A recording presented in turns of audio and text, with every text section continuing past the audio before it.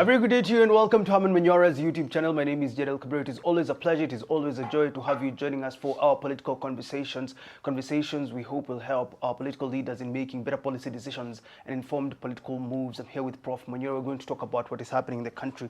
Prof, great to see you. How are you doing today? Thank you. I'm having my Ndufia black tea. Ndufia black tea. Ndufia black tea. What does Ndufia mean? No sugar. No sugar. So I tell these people who steal, it gets to a point where all these things you can't have them.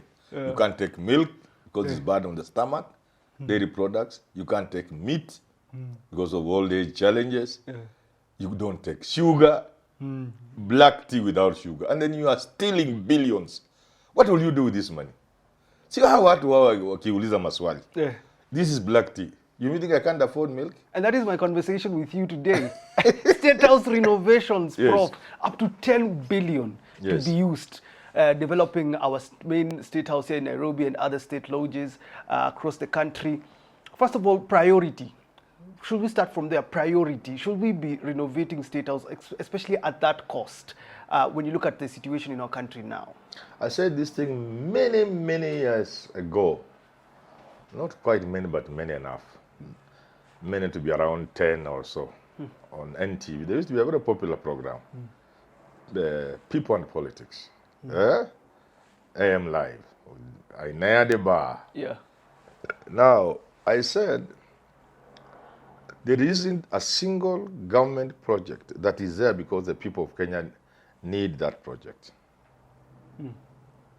All these projects are meant for human beings to put money in their pockets.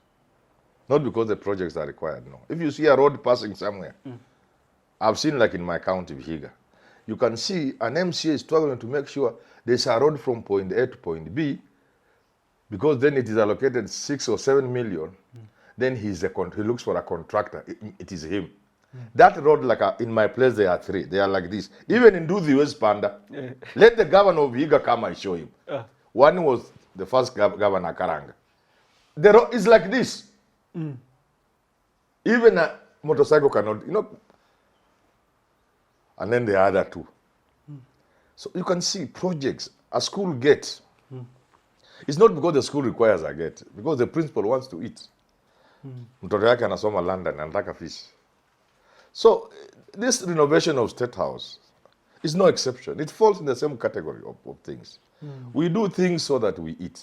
And I think it is really, it's not even sad. It is just something you can't understand. Welcome to Herencia, the heartland of good living, where you belong. A community with endless possibilities. Your path to discovering a master planned gated community that matches your ambitions. Get yourself this must-have piece of paradise with state-of-the-art amenities, constant water supply, good security, tarmac roads, and much more. The best part, availability of buy and build financing services. Don't wait. Contact us today or visit our offices for more info. Buy and build your way at Herencia, the heartland of good living. Has this exposed the president? Some say this has exposed the person that he is. If 10 the State House is a national monument.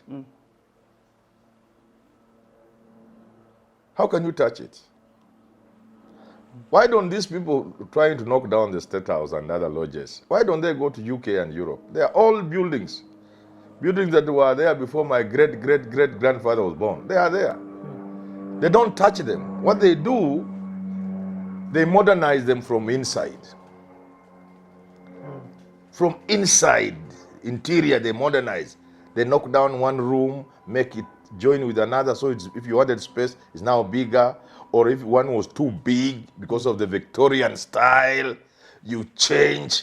If the bathroom has Victorian tubs, you change to modern ones. So inside is like a modern house. Outside, for aesthetics, for beauty, for historical purposes, the buildings remain as they were. Like, what are we doing? People are spending billions of dollars to rehabilitate old buildings. Even in Mombasa, you can see it not Fort Jesus, there's something in Mombasa. No, that's that one in Zanzibar. What is this? Mujiwak, there's something where the slaves used to be, where the Sultan used to come, and places like those, places of historical importance. People are spending billions of dollars, not miserable shillings, across the world, to maintain them in their original form, so that it is what it was 1,000 years ago. Billions of US dollars, not Zimbabwean dollars. That's what people are spending. Here we are spending billions to destroy our history. Why do you think Kenyans are so triggered? Apart from the money, it's as if Kenyans are just so triggered with the design, or the entries at this place, it was at this place, it doesn't look well. Who was the architecture? I think architect Jeff was asking. It's not that. It's not that. It is just the usual Kenyan thing. I'm sorry to say that. I hope the president is not part of it. I hope it's just the usual mandarins. And the president has not had time to think about it. And he has let them do it. I just hope so. That's my prayer. Because it's cheapness. It's the usual thing you see. Manyora becomes a minister. And I'm allocated an office. I change everything. Never mind that the man whom I'm taking over had done the same thing 7 months ago. So if I leave after 4 months and you are appointed minister, you come and change everything. Curtains, everything, carpet, 7 million shillings, 20 million shillings. It is, why are we not tired of being primitive and cheap and poor? Because all those are the defining characteristics of poverty, of backwardness, of cheapness. A poor person is defined by wastage. Oh. Yes. A poor person is defined by wastage. So the more you see a person wasting something, the poorer he is. Poor both in the mind and the real sense of that's the word poor. Okay. Poverty cannot be expressed better than through wastage. And I can tell you, I come from a place where we don't have land in Vihiga. So people, when they harvest, the average, mtu akipata gunia moja ya mahindi, huyu amejaribu.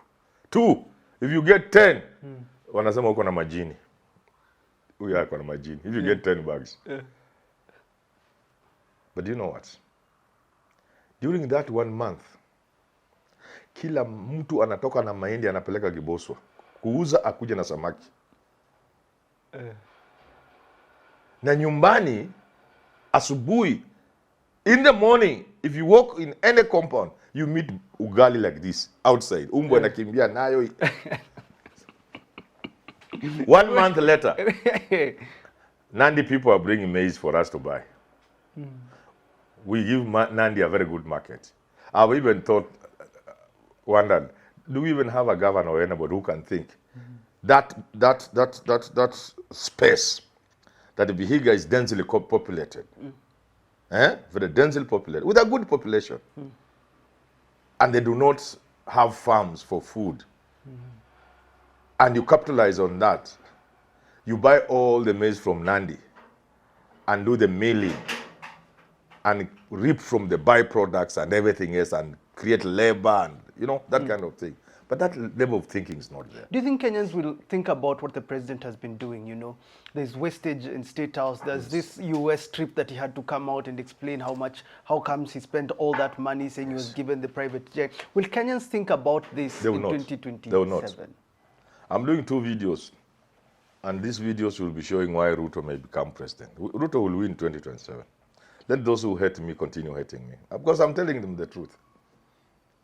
Even in May of 2019, I did a video saying why Uhuru will win 2022. Raila people almost killed me. But he ended up winning anyway.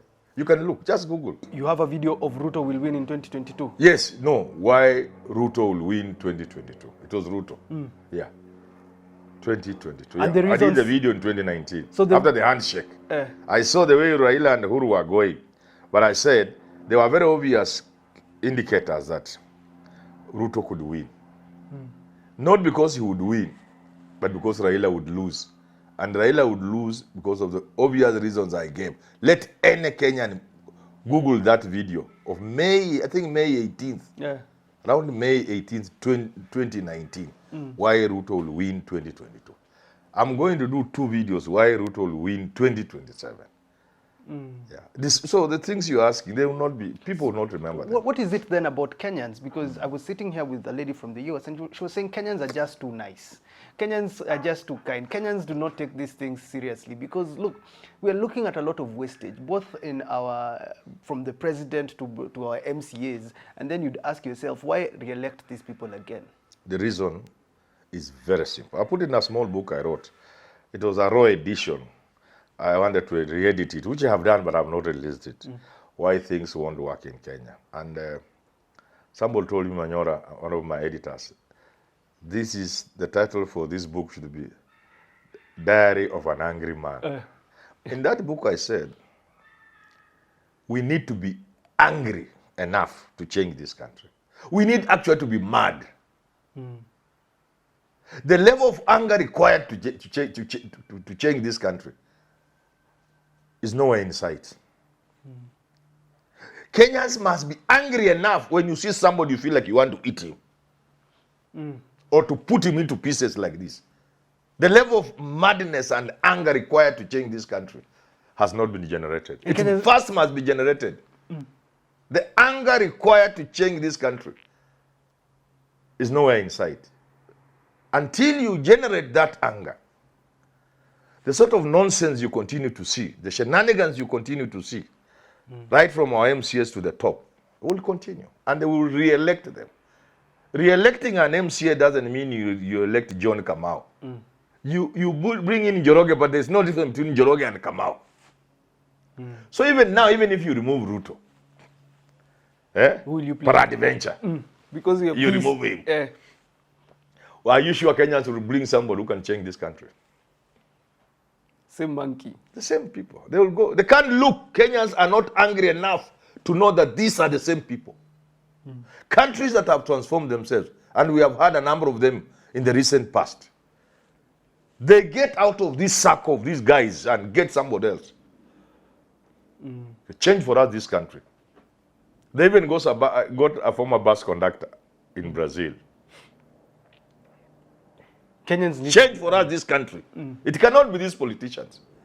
So when you ask him whether Kenyans will get annoyed and kick Ruto out, I tell you they will not. They will not. They have not generated enough anger to get rid of the people who are messing this country. And this country will collapse. That you can take to any bank. This country will collapse. Because we have squandered every opportunity we have been given by God. All the resources given. And I keep telling people, they are laughing at DRC. What is happening in DRC is just a dramatic representation of what is happening across Africa. That is just dramatic. Like somebody was talking about Moi University. Moi University is a dramatic representation of what is happening in all public universities. Just dramatic. So DRC is Kenya. There's no difference. And so our leaders know that we are not angry enough, and therefore these state houses and when Ruto says, mnasema nini, nani hapa wa kunitoa, he knows. He says siasa bado. Ruto knows hakuna mtu wa kutoa yeye hapa because we will not choose the right person. Na atakanyaga, atapita na yetu. See, we are here in God gives us life, as he has always done. 2020? 5, 26, 27. No, 2027. Yes. Tutaona tu Ruto akikuwa sworn in. Na hatakuwa ameiba. Atakanyaga hiyo watu. Atapita nao kama trailer. Maybe that should be our next conversation. Thanks for tuning into that one. We need to be angry enough for those who want Ruto out. Have yourself a lovely rest of your day.